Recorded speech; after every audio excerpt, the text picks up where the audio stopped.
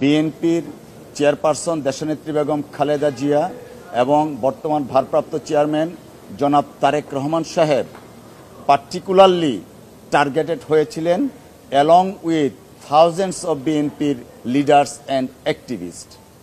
সেই টার্গেটের অংশ হিসাবে অর্থাৎ পলিটিক্যাল স্কিমের অংশ হিসাবে জনাব তারেক রহমান সাহেবকে রাজনীতি থেকে আউট করার জন্য শেখ হাসিনা ওয়াজেদ বিভিন্ন পথ অবলম্বন করছিলেন।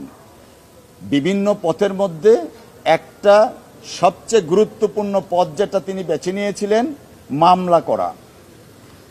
এই মানি লন্ডারিংয়ের মামলাটা জনাব তারেক রহমান সাহেবের বিরুদ্ধে মামলা দায়ের করা হয়েছিল। দুঃখজনক হলেও সত্য, যে আইনে মামলা দায়ের করা হয়েছিল সেই আইন তখন এক্সিস্ট ছিল না। অর্থাৎ আপনাদের মনে আছে জরুরি অবস্থার সময় কিছু অর্ডিন্যান্স প্রনাউন্স করেছিলেন মহামান্য রাষ্ট্রপতি। সেই অর্ডিন্যান্সের মধ্যে একটা অর্ডিন্যান্স ছিল যে অর্ডিন্যান্সটা পার্লামেন্ট কর্তৃক রেটিফাইড হয়নি। আইন হলো অর্ডিন্যান্স জারি করলে পার্লামেন্টের প্রথম সেশনসে সেই অর্ডিন্যান্সটা রেটিফাই করতে হবে, আর যদি না করা হয় 30 দিন পরে অটোমেটিক অর্ডিন্যান্সটা ইনভ্যালিড হয়ে যাবে। কিন্তু শেখ হাসিনা ওয়াজেদ ওই যে জনাব তারেক রহমান সাহেবকে ফাঁসাতে হবে, যে কারণে তিনি সেই অর্ডিন্যান্সের আন্ডারে মামলা দায়ের করলেন। মামলাটাই ছিল ভয়েড অব ইনিশিও, অর্থাৎ এই মামলা এই আইনে চলতে পারে না। কিন্তু ক্ষমতার দম্ভ, রাষ্ট্র এবং আদালতকে কুক্ষিগতা করার মাধ্যমে শেখ হাসিনা ওয়াজেদ এই মামলাটা ট্রায়াল করালেন। সেটা ট্রায়াল ছিল শুধুমাত্র আইনগত ট্রায়াল নয়, ট্রায়ালটা মূলত ছিল আপনাদের জন্য মিডিয়া ট্রায়াল। মিডিয়া ট্রায়ালের মাধ্যমে শেখ হাসিনা ওয়াজেদ চেষ্টা করেছিলেন জাতীয় এবং আন্তর্জাতিকভাবে জনাব তারেক রহমান সাহেবের ইমেজকে প্রশ্নবিদ্ধ করার জন্য, কিন্তু হালে পানি পায়নি। কিভাবে?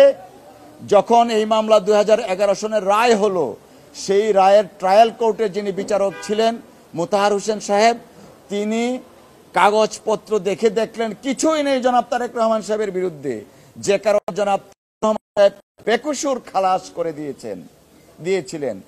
আর সেই বেকসুর খালাসের জন্য শেখ হাসিনা ওয়াজেদ তার যে রিভেঞ্জ নেয়ার সেইটা পারলেন না, পারলেন কিছুটা মোতাহার সাহেবের উপর। এই খালাসের জন্য মোতাহার সাহেবকে দেশান্তরী হতে হয়েছে আনফরচুনেটলি। এবং বন্দুক ধরেছিল, আপনারা পড়েছেন ওনার বক্তব্য, বন্দুক ধরেছিল যেন তারেক রহমান সাহেবকে যেন তার বিরুদ্ধে যেন রায় দেয়া হয়। মোতাহার সাহেব আইনের শাসনে বিশ্বাসী ছিলেন বিদায় তিনি তারেক রহমান সাহেবকে খালাস দিলেন। পরের ঘটনা অত্যন্ত আরো বেশি নাটকীয়। আমাদের এই পাক ভারত উপমহাদেশে ট্রায়াল কোর্টে অ্যাকুইটাল অর্থাৎ খালাসের এগেনস্টে হাইকোর্টে এসে আপিল করে সংখ্যায় খুব নগণ্য। আমরা জানি ট্রায়াল কোর্টে সাজা হলে সেই সাজা মওকুফ করার জন্য বা কমানোর জন্য হাইকোর্টে আসেন, কিন্তু যেহেতু জনাব তারেক রহমান সাহেব আর যেহেতু ফ্যাসিস্ট রেজিম শেখ হাসিনা, তাই শেখ হাসিনা কি করলেন, পলিটিক্যাল স্কিমের অংশ হিসাবে তারেক রহমান সাহেবের বিরুদ্ধে দুদক, যেটা বিএনপি দমন কমিশন বলতো, দুদককে দিয়ে আপিল করালেন। আপিলটা শুধুমাত্র করিয়েই ক্ষান্ত থাকেননি, এমন একটা কোর্টে দেয়া হলো যে কোর্ট আইনি প্রক্রিয়ায় আপিলটা শুনে নাই। সম্পূর্ণভাবে রাজনৈতিক স্কিমের অংশ হিসাবে জনাব তারেক রহমান সাহেবকে আনফরচুনেটলি 7 বছরের সাজা দিলেন। 7 বছরের সাজা দিলেন, যেখানে তিনি অ্যাকুইটাল হয়েছিলেন নিম্ন আদালতে। সেই 7 বছরের সাজাটা কেন দিলেন? জনাব তারেক রহমান সাহেব বিএনপি নেতৃত্ব দিচ্ছেন, তার ইমেজকে ক্ষুণ্ণ করার জন্য 7 বছরের সাজা দিলেন out of a political scheme. তো দীর্ঘদিনের অবস্থা আপনারা জানেন। আজকে মহামান্য অ্যাপিলেট ডিভিশনের পূর্ণাঙ্গ বেঞ্চে মাননীয় আদালত শুনেছেন। এই অ্যাপিলের এগেনস্টে আমরা গিয়েছি, অ্যাপিল লিভ দিয়েছেন আমাদেরকে, এবং আগামী 31 ডিসেম্বরের মধ্যে কনসাইজ স্টেটমেন্ট আমাদেরকে এবং দুদককে দাখিল করতে বলেছেন।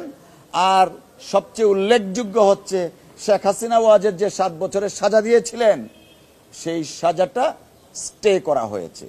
এই মামলায় 2 জন আসামি দুইজনের ক্ষেত্রেই দুইটি আপিলে সাজা স্টে করা হয়েছে। জনাব তারেক রহমান সাহেব দেশে ফিরবেন, উনি সারা বাংলাদেশের মানুষ যারা অপেক্ষা করছেন, বিএনপির শত সহস্র নেতাকর্মী অপেক্ষা করছেন ওনার জন্য, এই অপেক্ষা অনুভূতির প্রতি তিনি শ্রদ্ধাশীল। ওনার দেশে ফেরাটা উনি যথাসময়ে প্রয়োজনীয় সিদ্ধান্ত নিন।